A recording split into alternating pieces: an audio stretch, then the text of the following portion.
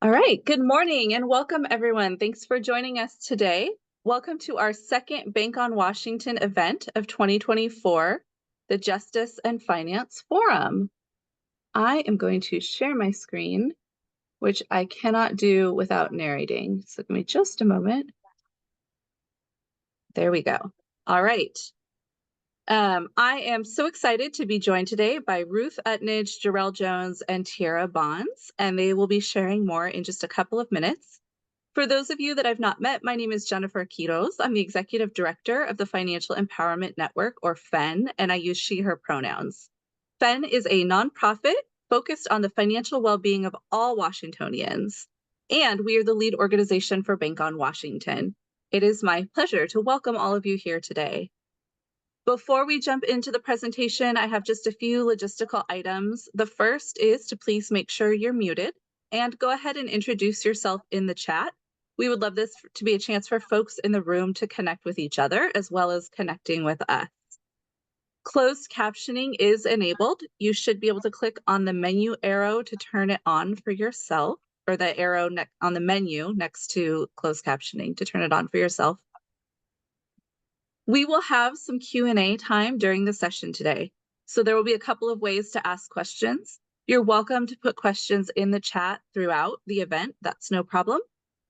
Or during the Q&A, you will also be able to raise your hand and come off mute to ask your question out loud if you prefer that way. Very shortly, the slides from today, which are just our introduction slides, will be available on our website on the events page. They are not there yet, but they will be there shortly. So thank you for your patience. And last thing, this workshop is being recorded and will be available at some point in the next week for folks to watch on our YouTube channel. All right, so I just want to take a brief couple of minutes to share with you more about FEN and Bank On before we get started today.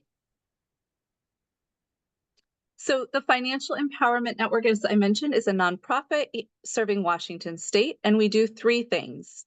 We focus on financial empowerment integration, asset building coalition work, and Bank on Washington. We have some really exciting events coming up that I want to share about. The first one is tomorrow. Join us tomorrow. We have our June workshop on credit building resources. In July, we will be offering a series on fraud and consumer protection. It'll be 3 Lunch and Learn events, July 11th, 18th, and 25th. So join us. In October, we have our Bank on Washington Annual Forum, October 24th and 25th. Please save the date. The location is TBD. We are working on that. Unfortunately, the venue we had selected had a fire. And so we're working on finding an alternate venue, but please stay tuned. Also, save the date for August 20th. We will have our next Bank on Washington session at 10 a.m. on building effective cross-sector partnerships. How do community-based organizations and financial institutions collaborate effectively? And what do we need to know about the Community Reinvestment Act, or CRA? And then our FEN website is meant to be a resource for you. There's lots of information on there, including a directory of providers who offer financial services, such as coaching, counseling, and education. There's a job board, and there's tons of resource information available on there. Which brings me to an ask that we have for all of you. We are asking you all attendees today to help us build a new resource page dedicated to information, tools, and resources related to justice-impacted individuals. We have created a simple submission form you can use to submit resources you believe should be included, whether it's an organization that offers services to justice-impacted individuals, websites with good information, partners that you work with, etc. So there is a link there, and I'm guessing that as I'm talking, Ryan is dropping links in the chat. So thank you, Ryan, for doing that.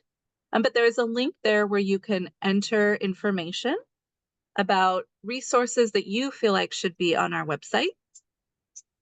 Please note that FEN does have some guidelines about types of resources that we list on the site. And so that link will go in the chat in just a moment as well.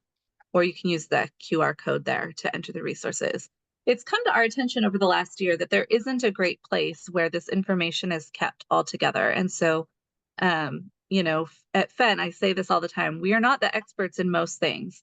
We are not the experts in working with justice impacted resources, but we are the experts in bringing together the right folks with the right information. And so that's our goal with this site, with this page on our site, is to have a place to keep all of this information to share.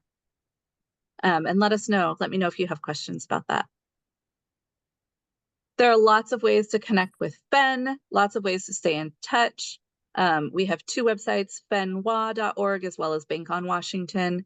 And then there is my email. We are also on Facebook, LinkedIn, and YouTube. Feel free to reach out. All right. And with that, I want to stop talking because I want to have as much time as possible for us to hear from our experts today. And with that, I am going to turn it over to Tierra Bonds. Tierra is with Take Charge Credit Consulting. Thank you, Tierra. Thank you, Jennifer. Good morning, everyone. And I want to send a thank you to Ryan as well at FEN and for all of your guys' work in putting us together. You guys are really great at that. So thank you. So I will be the moderator for today's exciting conversation. We're going to dive into a conversation with two incredible individuals, Ruth and Jerrel, who are here to share their insights, experiences, and hopes for the future when it comes to financial inclusion, and especially for those that are re-entering society. So just a reminder, this is a space for networking and resource sharing. So feel free to introduce yourself in the chat if you haven't already, and then check out all of the amazing links that Ryan put in there for us. So I want to start off with kind of getting into going back in the day. So Ruth and Jerrel, could you share one piece of financial advice that kind of stuck with you from your youth? And I invite everyone else to do this in the chat as well. For me, I can start. The one piece of advice that stuck with me, and I'm on a whole mission to change this, is that credit is scary. So that's one of the first things that I remember being told when it came to finances. So I was super scared to get credit cards, super scared to get anything that, revolved around debt or credit. And so that really stuck with me. And now understanding the value of credit and the importance of it, kind of on a mission to switch that narrative. So Jerrel or Ruth, I'll let you guys dive in, whoever wants to go first. Ruth? I can go, Jerrel. Yeah. Hey. So, yeah, my name is Ruth Utnage. Thanks for being here with us, and I feel very blessed to be here. First off, so I think a piece of advice that I was given as in my youth that I just really carried with me was that if you were meant to be wealthy or secure in your financial space, you would have been born that way. And if it was meant to be, you would have been born into it, and you would have had those skills from the get. So it's a little longer than what we're asking for, but that's what it is. Jerrel. Thank you. All right. Good morning, everybody. My name is Jerrel Jones, CEO of Credit Revolution Education Directors. And what I was told when I was young, like Tierra, most Black families, well, we were also told that credit is bad. You're going to get yourself in trouble. You get that credit card, you're going to run it up, and you're going to have a lot of debt. You're not going to have no means to pay for it. And yeah, it was like a scare factor. And I was always told cash was king. So I just stuck with cash and paid everything with cash, and it didn't mean no help whatsoever. Absolutely. Yeah. Cash is king. And then I kind of changed that to sure, but credit is power. So I love that. Thank you, Jerrel. Thank you, Ruth. So I want to get to hear a little bit more about the two of you. What should we know about you before we dive into this discussion today? And we'll start with you, Jerrel. Justice impacted. I spent 15 and a half years in prison, starting at the age of 19. I was deprived of a lot of knowledge growing up, especially with financial literacy. And it wasn't until my release that I actually really started learning, because you don't learn this in prison.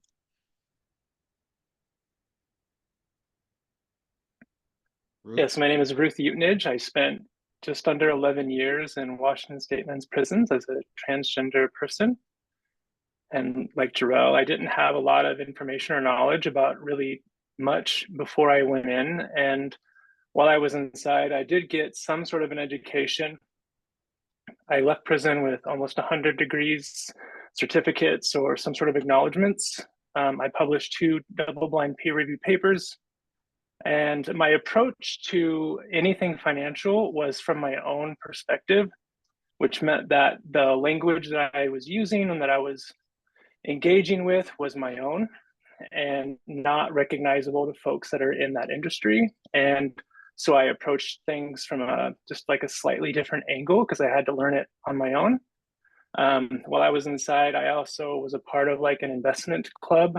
We got 33 cents an hour, and we would turn that into some sort of investment that was fruitful on the outside. For me, it was stock and cryptocurrency, and I left prison with like a little bit of knowledge about that as a result. A lot. Sounds like a lot of knowledge. That's amazing, Ruth and Jerrel. Thank you. Thank you. And for those that are here, feel free to post in the chat when we take it back, thinking about one piece of financial advice that may have stuck with you from your youth. So let's get into some of the challenges. I think Ruth, you described, both you and Jerrel described barriers, and then you also showed, how you were able to, even though you were only getting 33 cents an hour, how you were able to address some of those barriers. But what are some of the other challenges that those leaving prison, reentering society might experience when it comes to financial stability? So getting back on our feet and being included in financial systems and, empowering ourselves for financial stability. What are some of those challenges that you may have experienced, a specific story or something that you have seen others go through? Yeah, so when I left prison, it was right at the height of COVID. And while I was inside, I also transitioned with like a legal name change and things of that nature. So when I left, I didn't have any identification that matched my social security number anymore. When I left prison, I only had my prison release papers, and identification is something that is a little bit more consistent now. And it was very unique because of COVID, but I couldn't even get an ID, a state ID from the Department of Licensing without an appointment. And that was almost 50 days away from my release date. I didn't get an ID until I was in December, and I released in November. So I guess one of the barriers that I want to highlight isn't necessarily identification, but it's that not every person releasing has the same situation when it comes to how they can prove that they are who they are. And there's a lot of factors that go into that. There's religious reasons why folks would change their name. There's marriage reasons why people might change their names. There's gender reasons why they might change their names. And it's hard for them to grab the documents that they need. And not every situation is going to look exactly the same. So a one size fits all approach isn't really going to work. And the other thing I want to highlight as a barrier is that before I say another barrier is that a lot of places are doing things right. They're doing a really good job with this, and they are really flexible. And I'll get into who I ended up banking with and the reasons why. But the barriers are that people don't really know what to say. They get an initial no, and they don't know how to react to that. They're not used to navigating the rules as far as banking is concerned on the front end. They think that a no is an automatic barrier and that it's not going to change. So they don't know to ask further questions and advance in the conversation a little bit more. That's a skill that's not given to people or taught. Mm-hmm. Go ahead, Well, Jerrel. I Thank guess you, it's on Ruth. me now. Thank you, Ruth. For me, there was plenty of barriers when I was still doing time. Um, so when I was actually doing time, individuals that do not have support on the outside or very much at risk because you have no access in actually setting up a bank account. Inside, they would try to tell you that you're not allowed to set up any type of banking because you're pretty much under their rule. So that is one major barrier. However, individuals like me, I guess I was privileged in a sense where actually I was pretty astute with civil law. So I was actually able to articulate, laws that would actually tell them, hey, look, I do have the right to actually open up a bank account. So I was actually able to actually open up a bank account when I was down. However, not too many individuals are actually able to do that because when you're in prison and you have a lengthy amount of time, a lot of people leave your side. So you have no access to no banking. And when you don't have no access to banking, you're doing a long time, you pretty much feel distant from society. And the way that, staff there talk to you, you no longer feel like you're part of society. So one of the barriers that I have seen a lot is that there's not that many banking institutions that actually meet you where you're at. And we need more banking institutions to meet us where we're at, actually make their way into these prison systems and to actually educate us and let us know what banking is. There's so many individuals that are kept out of this that they believe that their life should be in prison. And unfortunately, that's the reason why we see recidivism rate like it is today. Thank you. So true. I wanted to highlight, this is something that I learned at Bank On. The average family that's underbanked or unbanked, it costs them $40,000 in their lifetime. So even if it is, a temporary thing of, in Ruth's case, it took, 50 days to get ID, the time in between of, being unbanked or underbanked, it costs money. So I just wanted to highlight that. And then Ruth, you were kind of getting into some of the successes. What can you highlight any successful models or programs that have helped improve financial inclusion for yourself or others that are just as impacted?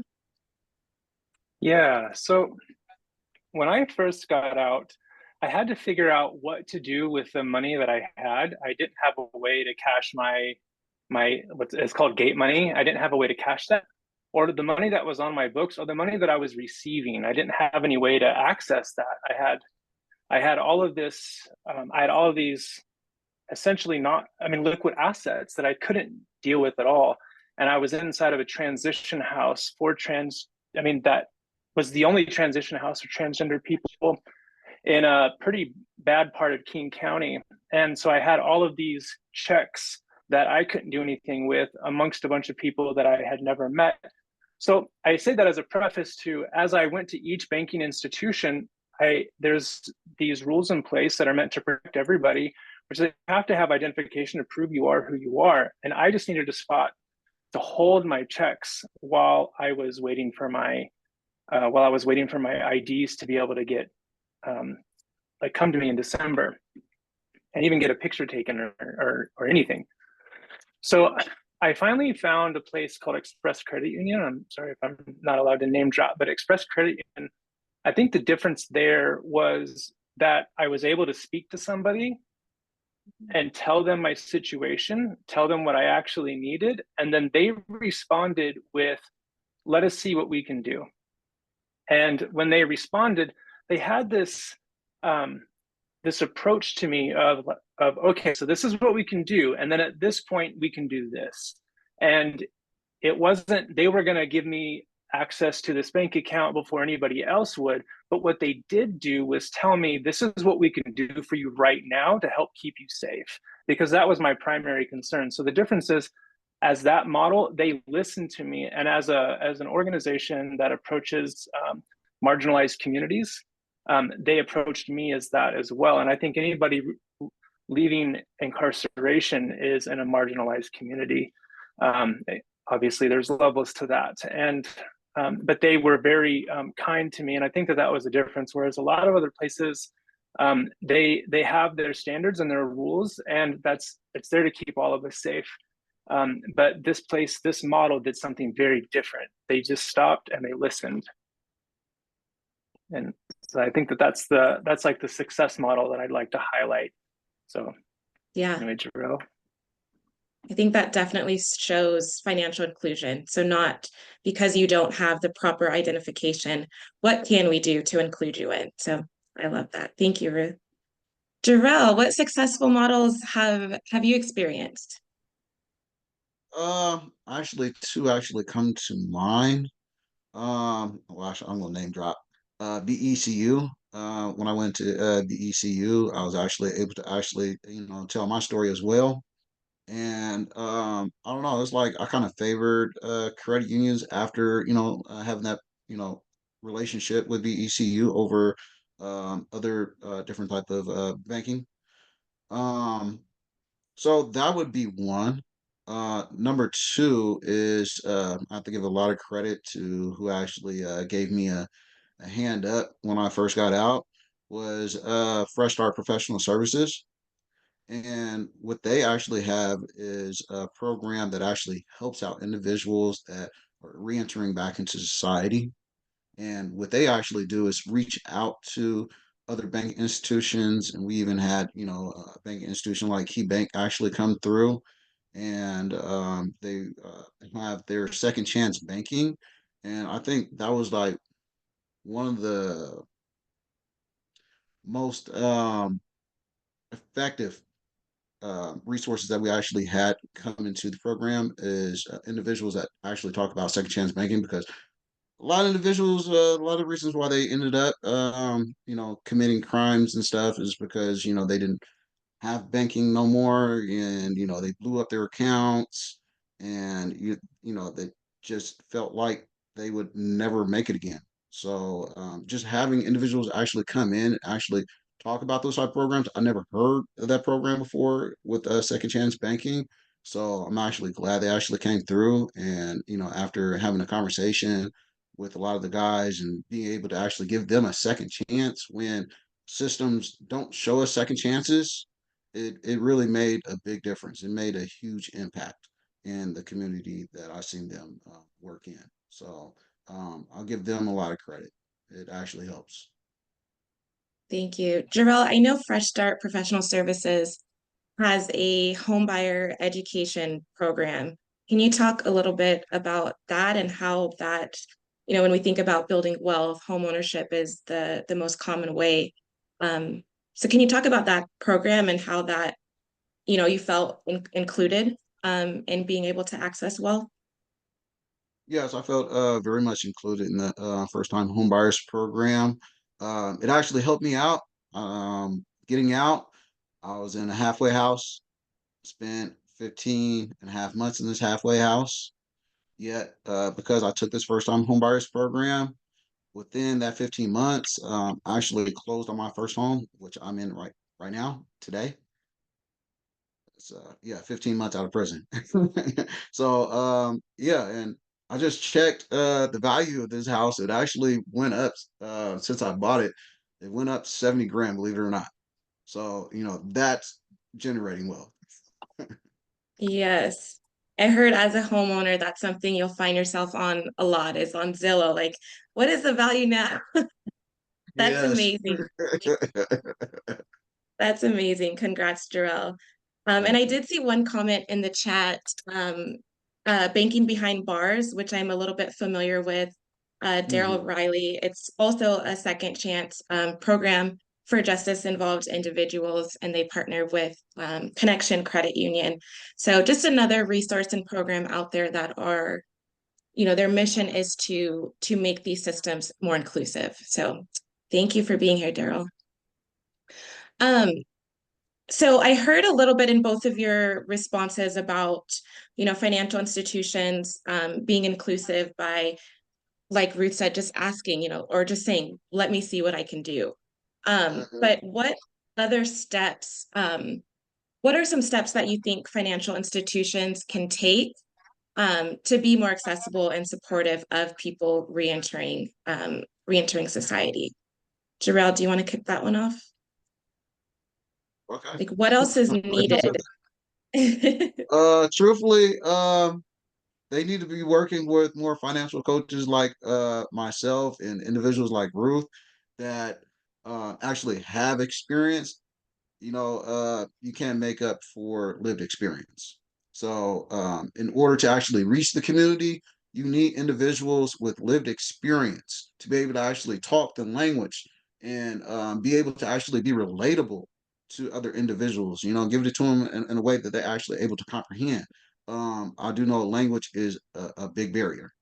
It's a big barrier. So, talking this language that we actually learned in college is not going to be very effective whatsoever. You got to know the language. So, I would say reaching out to individuals that have that lived experience is going to be the key, the main key. Thank you, Jerrel. Ruth? Yeah, so I think there's a language barrier in that like we don't speak the same terms, but I think that what's kind of missing for me is the individualized mentorship without that formal relationships. Have like the financial coaches, which I 100% agree with, that needs to be there, and then just like piggybacking on that, understanding that the demographic that you're dealing with isn't unintelligent. There's very intelligent people leaving incarceration that spent their time in there with these, with intentionality, and they really took it seriously. And it doesn't matter how punitive it is and how unjust that system is, it can be used for the betterment when the people that are subjected to it. And for those of us that have been subjected to it, no matter how we got there, some of us use that for our betterment. And that's going to look different from other people who haven't had our background. And so it's not just about learning the syntax of financial languages and teaching that to us. It's not just this one size fits all. As long as you know this terminology, you're going to be able to work with us. We're leaving that system with an intense amount of intelligence, and we can navigate our financial world. To think that people who don't have bank accounts don't know how to navigate the financial world. On behalf of financial institutions, we do know how to navigate the financial world. We just don't know how to do it in the terms that are on this same playing field. We operate on a different playing field. And so showing us that bridge and understanding what this other playing field is, showing us that bridge, how to get to there so that we can actually build our wealth in a way that's recognizable for other people and is consistent with how our society works. That piece is, I think, really missing. It's there in one context that you can call somebody and you can get answers. You can speak with somebody and understand these things. And the institution that I bank with it's wonderful about that. I've had lengthy conversations with people that I was shocked that they would even talk to me about it. But the support is there. But having something more formalized, that people who don't have the same language skills that Jerrel and I have, that don't have that same tenacity or the same grit, or they have it in this other way, they're just not putting it towards financials or their own financials. I think that having this formal program that's recognizable would be something that is highly beneficial, not only for the person that's justice involved, but for the bank.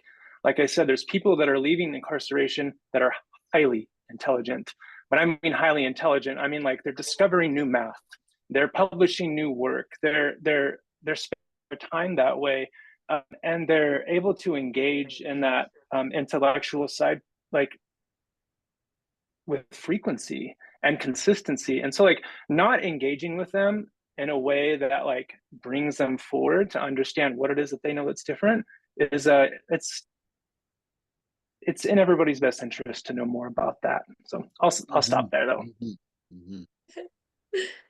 Thank you. Thank you. So it sounds like a mix of not underestimating those that are reentering society and also having people that have the lived experience to be in their corner to support some way. I love that. It reminds me of Department of Commerce, who they have the community reinvestment plan that $200 million going out into communities, tribal, Black, and Latin X, and really highlighting by and for. And I think that's where the lived experience can show up. So funding organizations that are by and for. So when they're giving, going out into community is able to receive that from people who, like Jerrel said, speak the language and have that, similar and shared experience. So shout out to Commerce. Let's see. Was there anything else, any other steps or programs that financial institutions can implement to be more accessible that we may have missed, Jerrel or Ruth? I would say just showing up where we're at. You gotta meet us where we're at the end of the day. You gotta come, you gotta come seek out the community that's underserved. You can't just continue sitting in the office saying that I support the community. How are you supporting the community in your office? When those Meet us where we're at. offices are in certain places, not in communities where the underbanked and unbanked are. Yes, absolutely. Thank you. Yeah, and sorry, just to piggyback off of what Jerrel was just saying, and to sort of reiterate and add a little bit, is that yeah, I know folks that have never had a formal job and have managed whole teams of people their entire life, and so their experience is really valuable, and they have a lot to give to the community and are looking for a way to engage that. And so when somebody doesn't have the credentials that are recognizable or standard, I think that that's something that should be taken a look at, as far as like who can engage in this kind of work on a more formal level. I think that that needs to be folks that are formally incarcerated, and that they're best suited to be able to reach the communities and speak the language that's necessary, and to be able to identify what is actually a risk and what's not, as far as engaging with people. Yes. Thank you. Thank you. Well, I just want to thank Jerrel and Ruth before I open it up to the audience. Thank you all for being here, sharing your insights and experiences. And I want to open it up to the audience for Q&A. You can use the raise hand feature, or you can post it in the chat. We've got 52 people, so you might be able to just come off mute. But if there's a lot, then let's do the hands.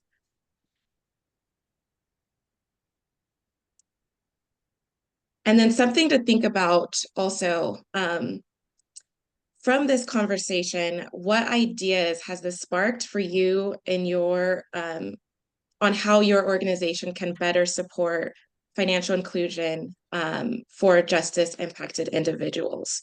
So if there was anything that sparked, that you might be able to take to, the director or implement yourself on a daily basis, let's share those and get some motivation for others. Yes, hello. My name is Nicole. I couldn't find the hand icon, so I'm using my phone. I work at the Crisis Solution Center for Downtown Emergency Service Center in the King County and Seattle area off of Rainier.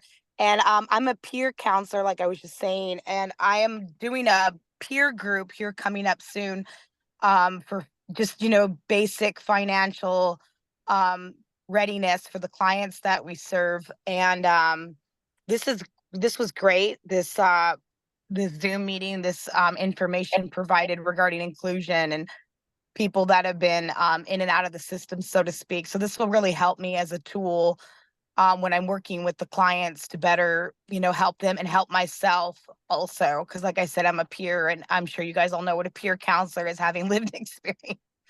So yeah, I just want to say this Zoom meeting was extremely informative. Thank you to all the panel. And I just want to say thank you. I just want to give a shout out.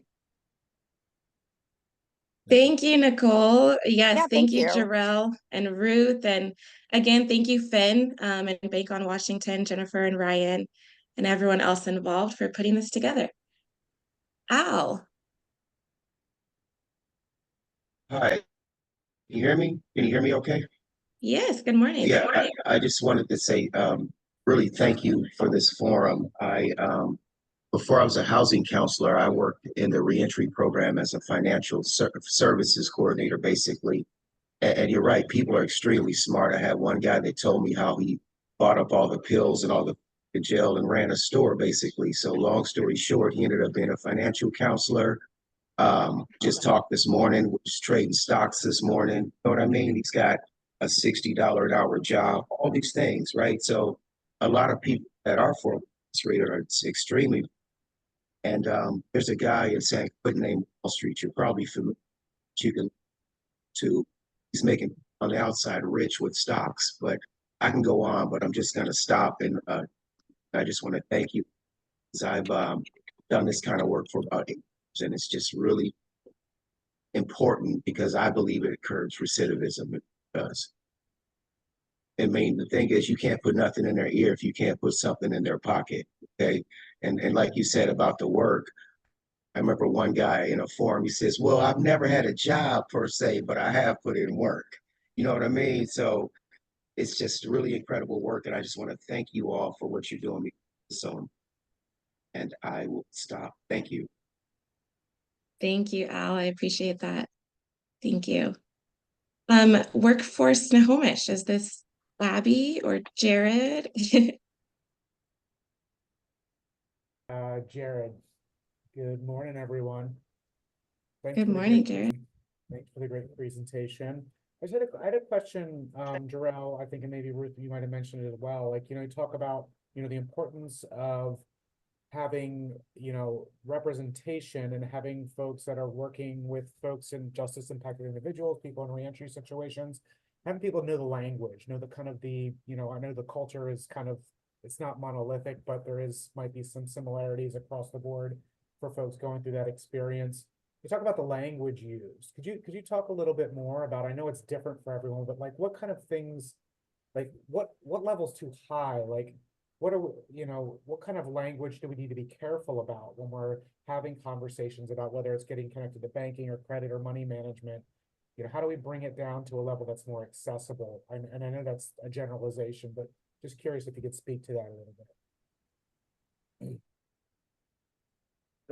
I guess I'll try to crack that open just a tiny bit here. So I think one of the main things, and the one that just really irks me though, is individuals that would start out with these titles, um, felon, convict, and all these just horrible names where we're just being mischaracterized. We're individuals that have done wrong. However, though we have done wrong, doesn't mean that we need to continue being convicted even after paying for our crimes, right? So that's like one of the major issues I'll be seeing a lot. Um, I can't just emphasize that enough, though. It's just we can't continue being convicted. But anyhow, besides that, I would also say that just being in prison, we're just being taken advantage of by the system for so long. It's kind of hard to actually trust anybody outside of the group that we've been put in. So you would need individual that could actually say, "Hey, look, I can relate. I've been in this situation." It's just like having a health coach. An individual comes in and he doesn't look healthy, and yet you're saying that you're a health coach. You can't do that. But however, you're an individual that has done time could come talk to another person that done some time. He's going to be able to relate. He's been there. He's done that. So that's what basically I was saying when you talk about language. I guess it comes to a little bit more than just language. It would also be people that are actually relatable, with lived experience. I think that's one of the bigger keys as well, though, on top of language. Really good points. Thank you. Thank you. Ruth, would you add anything to that? Yeah, absolutely. So some of the specific things that can be added there is including folks with different cultural experiences, and that can be just our incarceration, including us in the fold, and using the languages of financial institutions, which are very like universal. You have folks that have this whole ecosystem of belief that they've learned through various methods, whether it be from poor teachings as youth from our families that didn't have any access to that, to like higher education, or if it was what we learned while we were incarcerated and we just kind of piecemealed stuff together.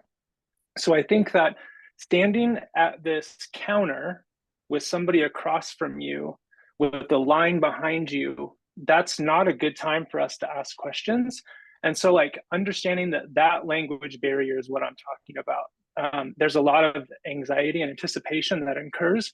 And at that point, a lot of folks are looking to just exit the conversation so that they can move on, not look stupid. And so like providing that space, and then including us culturally inside of that like, we know what you're talking about. It's just a different name, or it's a different approach to getting there.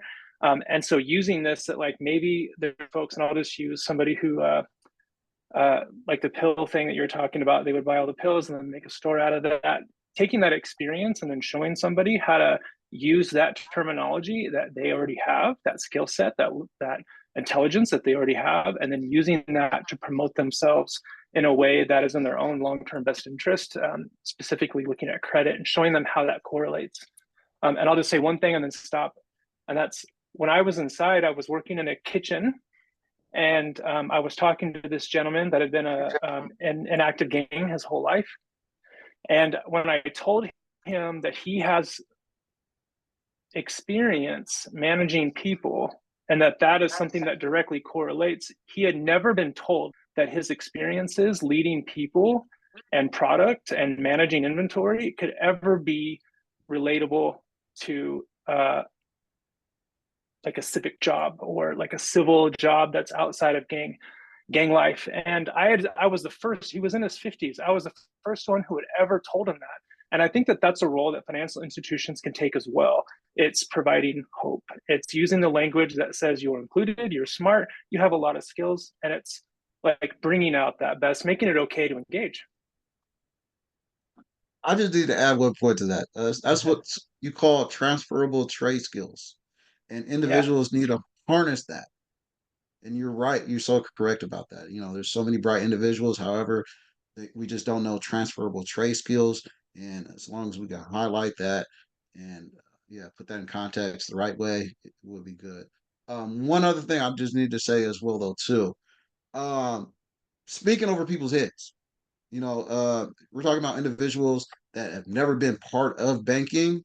So we also need to go into the conversation knowing that they don't know much. So we shouldn't make people feel bad that they don't know something that may seem common to the regular person, but it may not be common to individuals that have done a lot of time.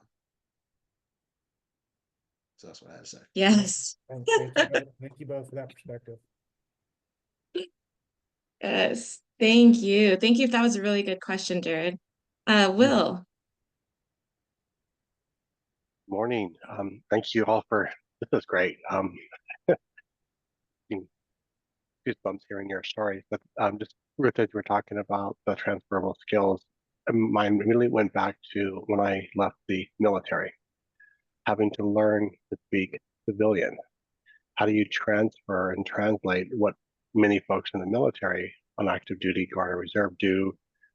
How does that translate into the non-military workforce? And I was in school and took a course called prior learning, where you learn how to translate what you did in your life before you went to university. And one of my classmates was an exotic dancer and worked their way up to manage the club and manage the employees. Got their GED and just said, okay, that chapter of my life is, different. Now I'm going to do something else. And working with them and with the faculty, everything that they learned in that field was completely transferable. Very similar to Tierra example there, Ruth. So it was just fascinating to hear that and watch. She's now completed her PhD. And watching how she's completely taken a path that at the time sitting next to her in class, like, I just want to get through this course.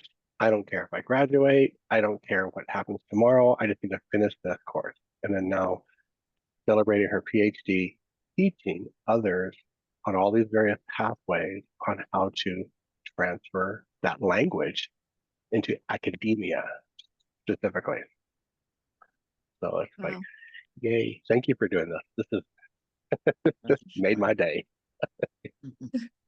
Thank you, Will. And I'm feeling the goosebumps as well. Thank you. Jerrel.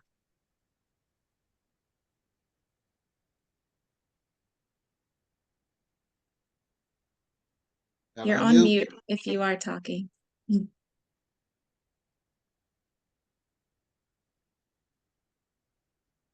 Okay. We'll give them a minute. I just wanted to share something I posted in the chat. Sorry about that. Oh, go ahead, Jerrel. Sorry about that. I'm a little bit working right now, worries. but I just kind of wanted to tap in and offer a little subject matter expertise from a place of a justice involved individual. Thank you to Tierra and Jerrel, who I know personally, have had many discussions with. What I'll add is that, yeah, language matters. A lot of things matters. But what matters is also it has to be culturally and socially relevant. A lot of the language involved in banking has been intimidating for years. People have been traumatized and marginalized by the banking system for years, and it's an intimidating process. So it should be on the banking industry to figure out ways to partner with folks like we have found to partner with for our program, Banking Beyond Bars. And I also would like to add that accountability has to be big as well. For those that are being released, you have to be accountable to the situation. It's not about nobody giving you anything. We all have to work in partnership to make this thing work. It's not reinventing the wheel. We have access now, so we just have to take advantage of that access. And this is one of the ways that's beginning to happen.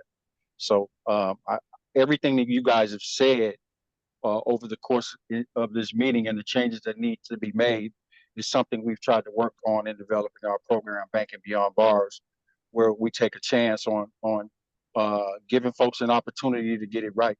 The biggest barrier is Department of Corrections and the child support system and those people that come after folks' money once they open up an account. So really interested in and excited to be a part of this discussion and future discussions on this topic. And Tierra and Jerrel, if anyone has any questions, you all know how to reach out to us. Thank you so much. Thank you, Jerrel. Thank you for bringing up DOC, Department of Corrections. So that's my background. I worked there for 6 years. And so when I posted this Words Matter document and the words to avoid, all of those words are used by people who work within the system. If we, were to show them this, the words on the right that says words to use instead, none of those words are being used. It's all the ones on the left. And I think the financial institutions definitely have responsibility, and so does Department of Corrections. So thank you for bringing that up, Jerrel. Ruth. Yeah, I just wanted to highlight one thing real quick that was sparked by, I think Will was his name. So there's multiple forms of reentry. Anybody who's been away from society as we understand it and is coming back into that and now has to adapt, whether that be military or they've gone through treatment or they're coming back from hospital stay that was rather lengthy, or incarceration. Reentry is not just in the vein of incarceration as a prison. Reentry also means that there's a lot of people that have never had access to financial knowledge and need to understand how to engage in that. And so reentry is a multifaceted word. Like everything in our world, it's three-dimensional and can be looked at from multiple angles. So I just want to put a shout out to that like reentry is also, it's a broader sense than just people that are formerly incarcerated. There's people that are learning how to engage with society for the first time that have never been incarcerated. Absolutely. Thank you, Ruth. Well, I want to close it out with Jerrel and Ruth. Maybe you guys can just share the work that you do in community. I know Jerrel is involved in helping those reenter society, and I think you are as well, Ruth. So just share what you do and how people can keep in touch with you. You want to go first, Jerrel? You want me to? Yeah, you go first. Yeah, so I work with Civil Survival, which is a law firm currently. That's my primary full-time job. I also do consulting for those that are like justice impacted, and criminology is something that I have a lot of work in. I'm actively publishing an article right now with Rosebery Jerrel, if anybody follows criminology at all. So those are the things that I do. The kind of work that I involved in is I really like to support those that are doing the lion's work, and because that's not me. I'm a very good support person, and I do a lot behind the scenes to help support and amplify the voices of those that are much better at communicating than I am, or have a more poignant topic to give. And that's the work that I thoroughly enjoy, and I really like to help people become more effective. That's something that makes me very happy, and it's very satisfying to me. So that's just a little bit of what I do, and my shout out. So I'll leave it. I'll see. Thank you, Ruth. Can you add one more thing just so we end it on a positive note? Like maybe a success story, a celebration, something positive that's happening now in your world. Yeah, well, I'm getting married. Yeah, my fiance and I are working towards home ownership. So when Jerrel had that success, that's something that hit very close to home for me. So that's what we're actively working on, building our credit up and understanding like what that means, and how to keep what we've earned so far. And yeah, that's probably the most exciting news in my world right now. So she's actually here in the audience, actually. She's watching this whole thing. She works for another nonprofit organization. So anyway, yeah, that's it. Super exciting, and she's here supporting. I love it. Jerrel, same for you. What are you working on? And then any success stories you want to share with us? Okay, so I'm a financial coach, so that encompasses a lot. Well, like Ruth, let me first start off with that. Like Ruth, I'm very, very passionate about this, and why I'm so passionate is because it's not taught in our communities, it's not taught in our households, and I felt so bad getting out, having to face so many barriers, and it makes no sense why a man that had done so much time and paid his debt to society would have to continue suffering. I stayed at this halfway house for 15 and a half months, and it was not a good feeling. Felt like a kid again. Curfews. But individuals that pay their time, they deserve a fresh start in life. And I'm just here, and I'm very passionate about making sure that people have that fresh start in life. We shouldn't continue being convicted. So I take great pride and joy in giving people financial education, so that we could help eliminate the recidivism rate. We could help change generations. Being able to change that one person would change his kids and his kids' kids, and we could change generations. So I'm here to help out anybody that needs that help. If they want to build their credit, They need a financial plan in order to get right. They need an accountability partner. I'm that guy as well, though, too. Help individuals through our first time homebuyers program. We'll hook you up, put you on a pathway to success in your home ownership. I done it in 15 months. So, if I could do it, I know many other individuals could do it as well, though, too. So I'm just here to support. And I'm just happy about what I just learned the other day ago. Actually, I got it up on my screen. Actually, the house went up since I bought it 2 months ago. It went up 83K. So, yes. So I just want to help other people, have joy and success as well. So. Yes. Yes. And I love the work that you both do. And part of it, I feel like, is from certain communities, we weren't taught, just what you just said. My house went up $83,000. I never heard anyone talk about that until I got into the financial space. So just you sharing that with people and because that's the language that we can take in and understand, and then see the value in homeownership and building wealth. So thank you so much to you, Jerrel and Ruth, for the work that you all do in the community. We've got just a couple minutes. If anyone wants to share success stories that you've seen as far as financial inclusion, please share that in the chat. I know Ryan posted a survey link as well, but I will pass it to Jennifer to officially close us out. Thank you, Tierra. Wow, what an amazing hour. I can't believe it's been an hour already. This has been fantastic. I want us to continue building on what we're doing today. And so that's why I keep dropping in the chat the link to add resources to our new page. And we do have like a skeleton of the page built. So I just dropped the link for that in there as well. If you want to take a look at what's there, it's not much. And we'd like to fill it up. So if you have resources, articles, information that will be helpful for folks that are working with people that have been impacted by the justice system, please fill out that survey, the Justice Impacted Resource Survey, and let us know so we can get them added. I want to say one thing before we close. We know, thinking from Bank on Washington, we know that financial systems have been set up in this country specifically to build wealth for some people and to exclude others. And the systems continue to operate as designed. And yet we see cracks forming in the system, and we are seeing opportunities for finding ways to do better.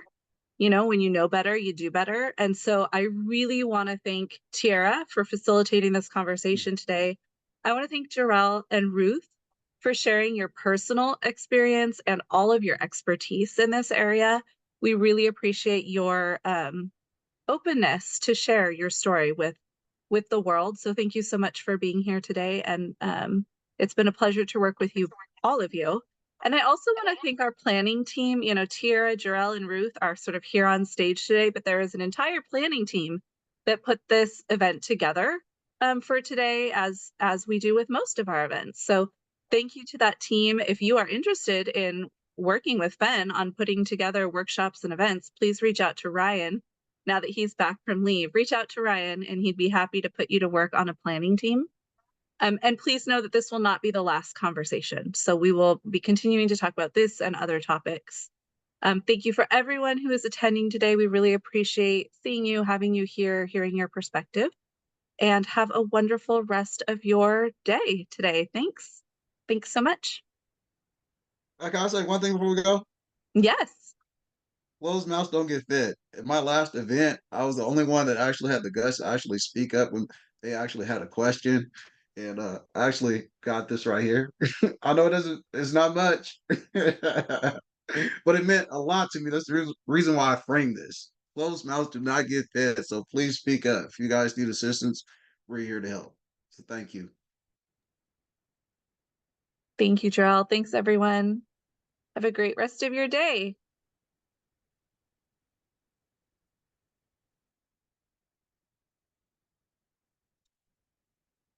Hey,